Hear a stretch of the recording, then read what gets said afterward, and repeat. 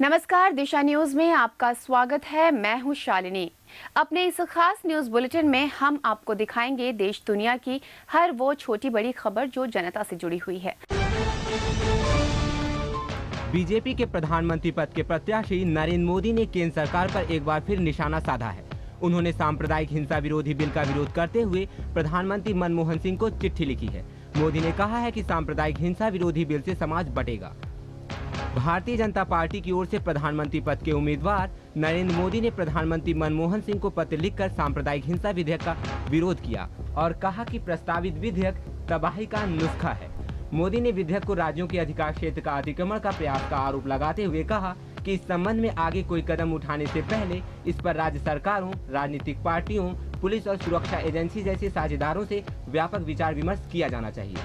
मोदी का यह पत्र संसद के शीत सत्र की शुरुआत पर सुबह आया है। मौजूदा सत्र में विधेयक पर चर्चा होने की उम्मीद है। दिल्ली विधानसभा चुनाव में बुधवार को 70 सीटों के लिए 66% मतदान हुआ। राष्ट्रीय राजधानी में यह अब तक का सर्वाधिक मतदान प्रतिशत है।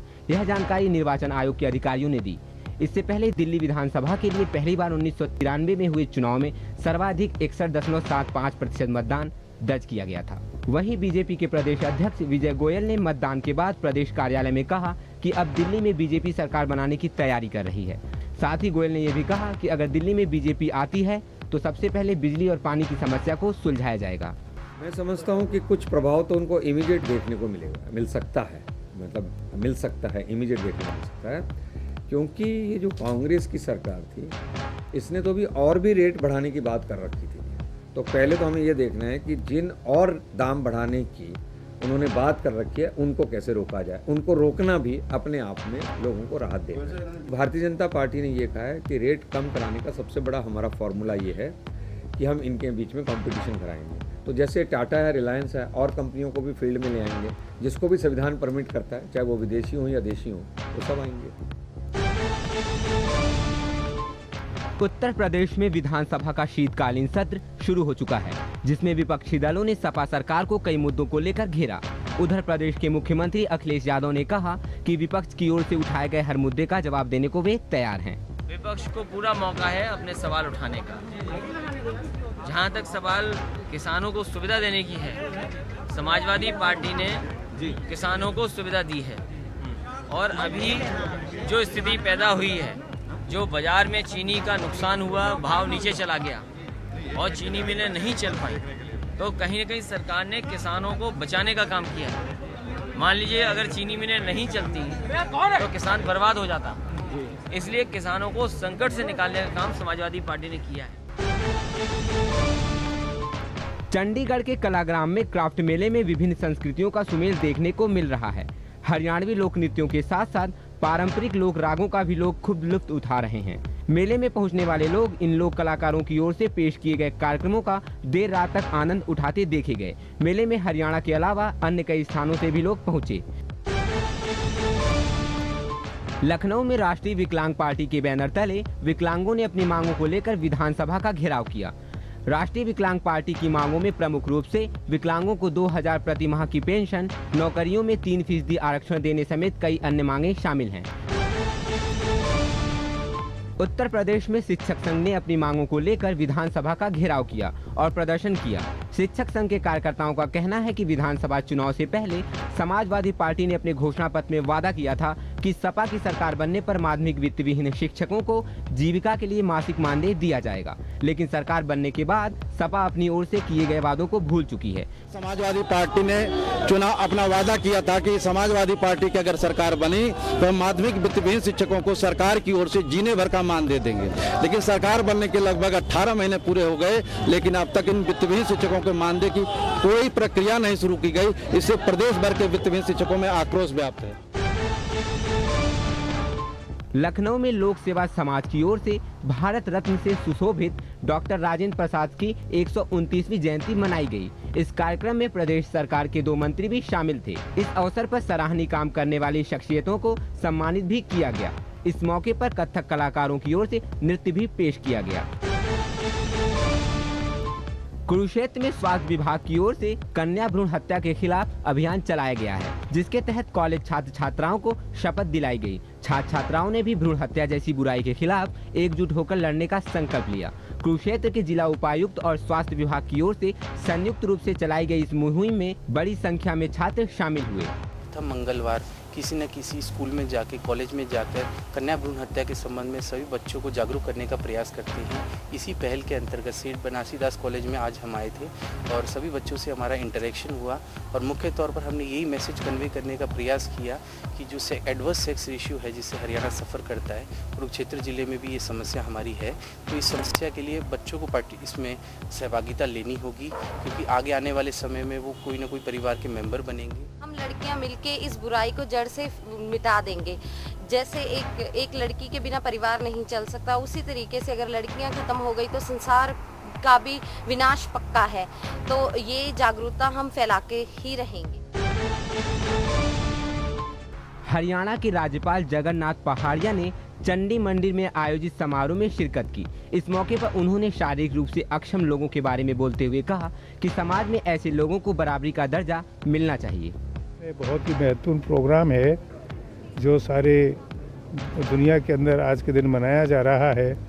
इससे जागरूकता आएगी और निश्चित रूप से वो भाई जो कि अक्षम हैं उनको सक्षम बनाने में ये दिवस कारगर होगा। और इसीलिए आप सबसे मैंने प्रार्थना की कि जितना ज़्यादा संभव हो सके इसको एक तरह से अवेयरनेस डे के तौर पर हमको देखना चाहिए और जो अक्षम है और सक्षम है दोनों को इस बात तक पहुंचाना चाहिए। मथुरा में विकलांग विचार गोष्ठी का आयोजन किया गया, जिसमें शारीरिक रूप से अक्षम लोगों के हित में चलाई जा रही योजनाओं से रूबरू कराया गया। वहीं उन्हें आत्मनिर्भर बनाने के लिए जागरूक भी किया गया। इस कार्यक्रम में मुख्य अतिथि के तौर पर वृंदावन के पालिका अध्यक्ष मुकेश गौतम भी शामिल हुए। समाज में जो विकलांग हैं, निर्धन हैं और ये शारीरिक कष्टों से पीड़ित हैं, जो असहाय हैं, इनके शरीरों का इलाज कोई नहीं करा सकता है, उन सब के लिए आगे आकर के समाज सेवी संस्थाएं जैसे ये कार्य कर रही हैं ऐसे भी और भी संस्थाएं कार्य करें और समाज सेवी कार्य करें। लखनऊ में अपना दल के कार्यकर्ताओं ने राष्ट्रीय महासचिव रोहनिया, विधायक अनुप्रिया पटेल समेत अन्य 10 लोगों पर लगाई गई विभिन्न धाराओं के खिलाफ प्रदर्शन किया और जिला अधिकारी के माध्यम से मुख्यमंत्री को ज्ञापन सौंपा। अपना दल के कार्यकर्ताओं का कहना है कि उनके कार्यकर्ताओं के खिलाफ राजनीति के तहत मामले दर्ज किए गए हैं। बनारस के अंतर्गत, बनारस जनपद के अंतर्गत जनसा थाना के अंतर्गत जो है अनुप्रिया पटेल जो हमारी विधायक है, राष्ट्रीय महासचिव प्रवक्ता, उनके ऊपर एक फर्जी मुकदमा दाखिल हुआ है। ये मुकदमा सिर्फ जो है राजनीतिक और साजिश के तहत दर्ज हुआ है शासन प्रशासन के इशारे पर। मथुरा में एक समाज सेवी संस्था की ओर से नेत्र चिकित्सा शिविर का आयोजन किया गया, जिसका शुभारंभ परम पूज्य संत श्री श्रीजी बाबा जी ने किया। शिविर में 600 मरीजों का निःशुल्क इलाज किया जाएगा।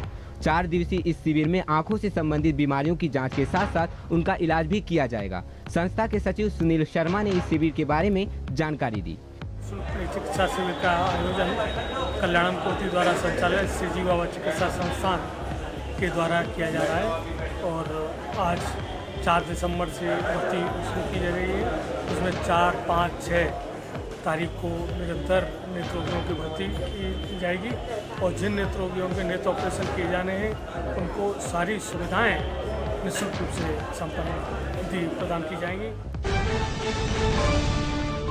ब्रज में गायन प्रतिभा को जीवंत रखने के लिए दूरदर्शन केंद्र लखनऊ की ओर से एक प्रतियोगिता का आयोजन किया गया, जिसमें बड़ी संख्या में युवाओं ने भाग लिया। प्रतियोगिता के दौरान युवाओं ने अपनी अपनी प्रतिभा का प्रदर्शन करते हुए लोकगीत गाकर समा बांधा। मैं आपके जो ब्रज संस्कृति से रिलेटेड जो गाने हैं वो इन बच्चों ने गाए हैं और अलीगढ़ से है, बरेली से, कानपुर, ये बच्चे यहाँ आए हैं और इन्होंने बहुत अच्छा परफॉर्मेंस यहाँ दिखाया है। ये सही है, आजकल की जो न्यू जनरेशन है उसका जो फील्ड है वो rock song, western music, classical है। ये जो फोक सॉन्ग आते हैं वो संस्कृति हमारी पुरानी हो चुकी है, लेकिन हाँ कुछ बच्चे हैं जो इसे इंटरेस्ट लेते हैं, जो अच्छा मानते हैं और ये कायम भी है। आजकल कोई फोक को महत्व ही नहीं देता है। भजन भी बहुत ही कम लोग गाते हैं, वेस्टर्न म्यूज़िक, रॉक म्यूज़िक, इन्हीं पर ज़्यादा फोकस करते हैं। ये चीज़ बहुत अच्छी है कि हमारे ही ब्रिज में हमारे ही तरह के गाने गाए जा रहे हैं, तो यहाँ काफ़ी सारे बच्चों ने पार्टिसिपेट भी किया है इसलिए। दिल में कुछ कर गुजरने का जज्बा हो तो कोई भी काम मुश्किल नहीं होता। ये साबित कर दिखाया है शारीरिक रूप से अक्षम फतेहाबाद के गांव बनगांव निवासी मदन लाल ने, जिसने अपने पैरों को ही हाथ बना लिया है। शारीरिक रूप से अक्षम मदन लाल अपने पैरों से अपने सभी काम खुद ही करते हैं। ये बचपन से आस्ता आस्ता अभ्यास करता करता और कुछ समझदार हुआ, फिर मैंने सोचा कि जिंदगी में कुछ करना है, तो मैंने फिर अपने आप सोचा कि जिंदगी में कुछ करके दिखाना है, इन लोगों को जवाब देना है। राजकुमारी डायना का सुंदर सुनहरे और सफेद रंग का गाउन लाखों डॉलर में नीलाम किया गया। डायना के इस गाउन को डेविड और एलिजाबेथ एमेनुअल ने डिजाइन किया था। ऑनलाइन की खबर के अनुसार जमीन तक लंबे और बिना किसी फीते वाला ये परिधान वाकई एक राजकुमारी के लिए ही था। इस पर महंगे स्वर्ण सितारे, क्रिस्टल और मोती लगे थे। इसके साथ उतारी जा सकने वाली बाजुएं और इससे मेल खाता हैंडबैंड भी था।